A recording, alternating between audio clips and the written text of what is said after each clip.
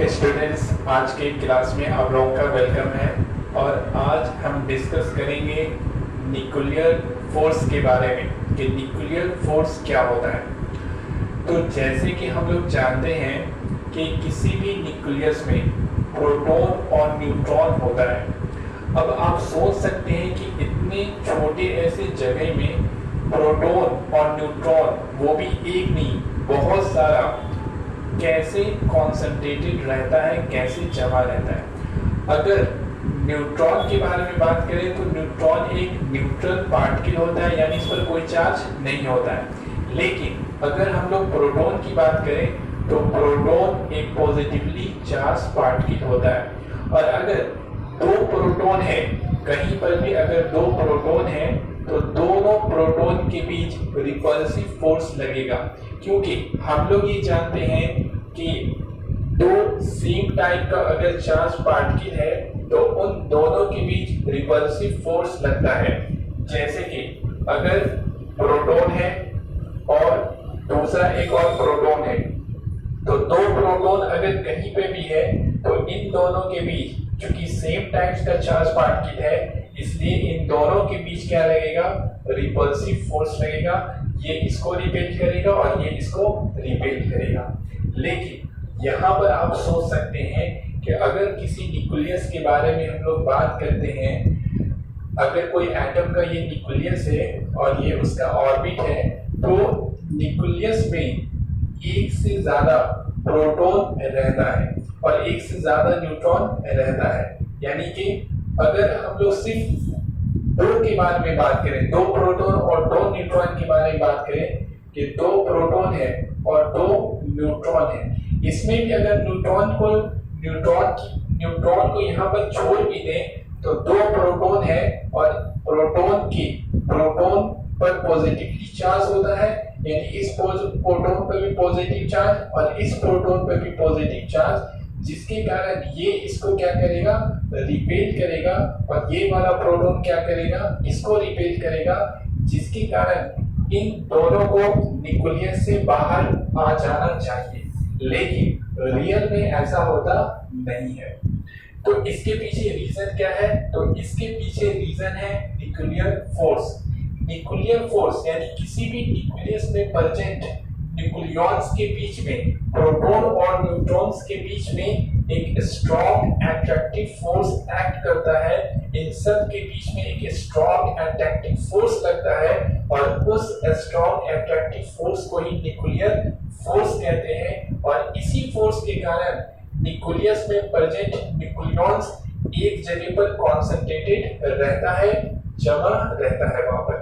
अब ये nuclear force कब लगता है? तो जब दो न्यूक्लियॉन्स यानी प्रोटॉन या न्यूट्रॉन या प्रोटॉन और न्यूट्रॉन यानी दो न्यूक्लियॉन्स के बीच का डिस्टेंस जब बहुत ही कम हो जाता है, बहुत कम हो जाता है, ये लगभग 1 फेम्टोमीटर होना चाहिए। तो न्यूक्लियस में प्रेजेंट जो पार्टिकल्स है उन दोनों के बीच का डिस्टेंस कितना होना चाहिए? 1 फेम्टोमीटर। फेम्टोमीटर का मतलब 1 into 10 to the power, femto का मतलब 10 का पावर -50 मीटर। लगभग न्यूक्लियॉन्स के बीच का डिस्टेंस कितना होना चाहिए? 1 फेम्टोमीटर होना चाहिए लगभग। तब उस टाइम पर ये न्यूक्लियर फोर्स इंड्यूस्ड होता है, प्रोड्यूस होता है, यानी उन दोनों के बीच लगने लगता है। यानी कि न्यूक्लियर फोर्स एक शॉर्ट रेंज फोर्स है। यानी शॉर्ट रेंज का मतलब ये है कि जब दो पार्टिकल एक दूसरे के बहुत नजदीक आ जाता है, तभी उस समय ये फोर्स उन दोनों के बीच लगना शुरू होता है। और जैसे जैसे न्यूक्लियॉन्स यानी पार्टिकल्स के बीच का डिस्टेंस बढ़ाया जाता है, यानी 1 फेम्टोमीटर से जैसे जैसे आप बढ़ाएंगे तो न्यूक्लियर फोर्स घटने लगता है और घटते घटते 0 हो जाता है, यानी बिल्कुल ही खत्म हो जाता है। तो इस तरह से न्यूक्लियर फोर्स एक शॉर्ट रेंज फोर्स होता है और न्यूक्लियस में प्रेजेंट पार्टिकल्स के बीच लगने वाले स्ट्रॉन्ग अट्रैक्टिव फोर्स को ही हम लोग कहते हैं न्यूक्लियर फोर्स। ये फोर्स इतना स्ट्रॉन्ग होता है कि दो मास के बीच लगने वाले ग्रेविटेशनल फोर्स के बारे में हमने पढ़ा है कि दो मास के बीच में एक अट्रैक्टिव ग्रेविटेशनल फोर्स काम करता है, ग्रेविटेशनल फोर्स काम करता है जो अट्रैक्टिव होता है। ये न्यूक्लियर फोर्स ग्रेविटेशनल फोर्स से भी ज्यादा स्ट्रांग होता है और इलेक्ट्रोस्टैटिक फोर्स से भी ज्यादा स्ट्रांग होता है। दो चार्ज के बीच लगने वाले फोर्स को हम लोग कहते हैं इलेक्ट्रोस्टैटिक फोर्स, या फिर उसे ही दूसरे वर्ड में कहते हैं कूलम्ब्स फोर्स। तो ये न्यूक्लियर फोर्स इलेक्ट्रोस्टैटिक फोर्स से भी ज्यादा स्ट्रांग होता है, ग्रेविटेशनल फोर्स से भी ज्यादा स्ट्रांग होता है और इलेक्ट्रोस्टैटिक फोर्स से भी ज्यादा स्ट्रांग होता है। इसके बाद इसके बारे में ये भी जानना चाहिए कि ये चार्ज पर डिपेंड नहीं करता है, जैसे कि इलेक्ट्रोस्टैटिक फोर्स चार्ज पर डिपेंड करता है, ग्रेविटेशनल फोर्स मास पर डिपेंड करता है, लेकिन न्यूक्लियर फोर्स चार्ज पर डिपेंड नहीं करता है। यानी कि प्रोटॉन प्रोटॉन के बीच लगने वाला न्यूक्लियर फोर्स का वैल्यू या प्रोटॉन न्यूट्रॉन के बीच लगने वाला न्यूक्लियर फोर्स या न्यूट्रॉन न्यूट्रॉन के बीच लगने वाले न्यूक्लियर फोर्स का वैल्यू ऑलमोस्ट सेम होता है, ऑलमोस्ट इक्वल होता है। यानी कि न्यूक्लियर फोर्स चार्ज पर डिपेंड नहीं करता है। तो न्यूक्लियर फोर्स के बारे में हमने क्या बताया? पहला बात ये याद रखना है कि किसी भी न्यूक्लियस में प्रेजेंट न्यूक्लियॉन्स के बीच लगने वाले स्ट्रॉन्ग अट्रैक्टिव फोर्स को न्यूक्लियर फोर्स कहते हैं। न्यूक्लियर फोर्स का प्रॉपर्टी क्या है?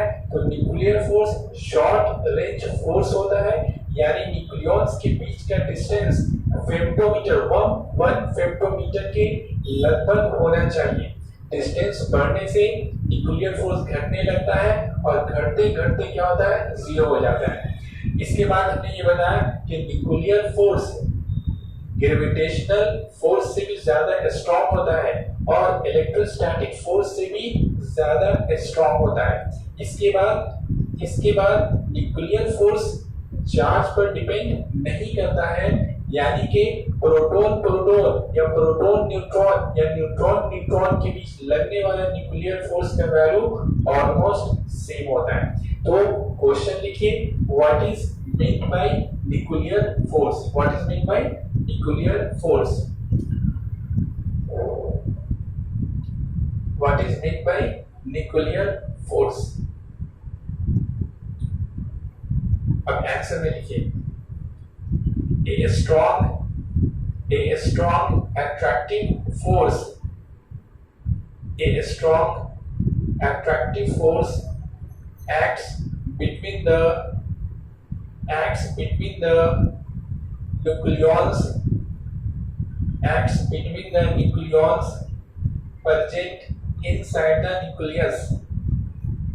present inside the nucleus, full stop. This strong attractive force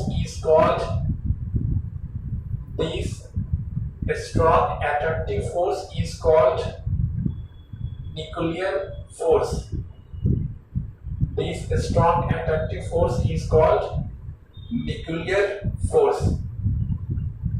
नीचे में हेडिंग बना लीजिए, properties of the nuclear force.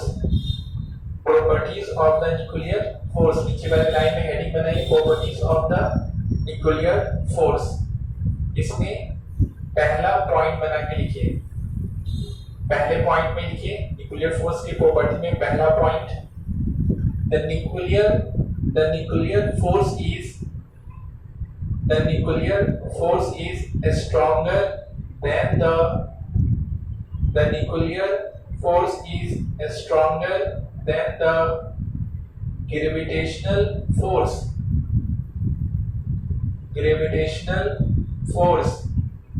and electrostatic force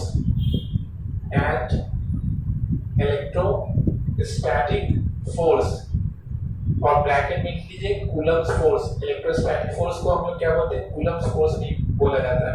तो ब्रैकेट में लिख लीजिए कूलम्ब्स फोर्स, स्टॉप। उसके बाद नेक्स्ट पॉइंट में लिखिए, the nuclear force is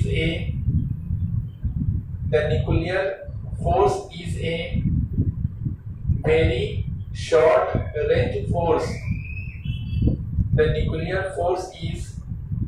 nuclear force is a very short range force very short range force. It means that it means that the distance between the nucleons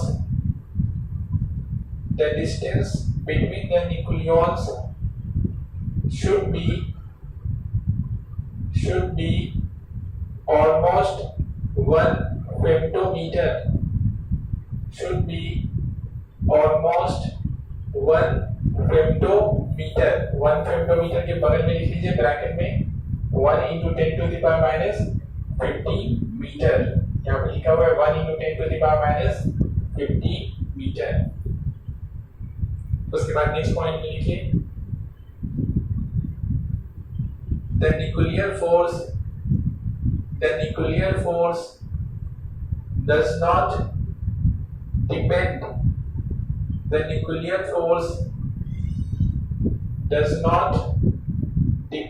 on the charge.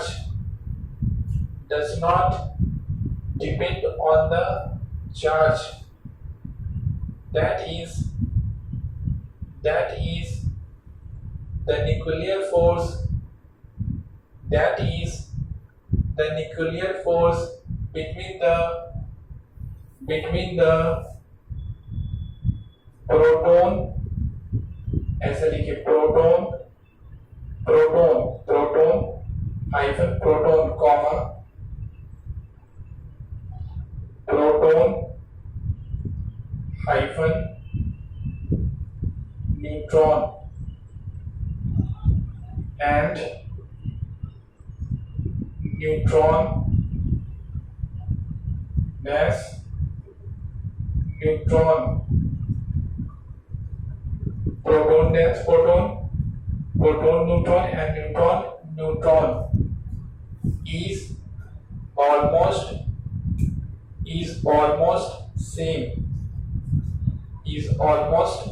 same. तो यहाँ तक ये nuclear force के बारे में था. इसके बाद हम लोग अब नेक्स्ट पॉइंट में इसके आगे देखेंगे. Okay, thank you.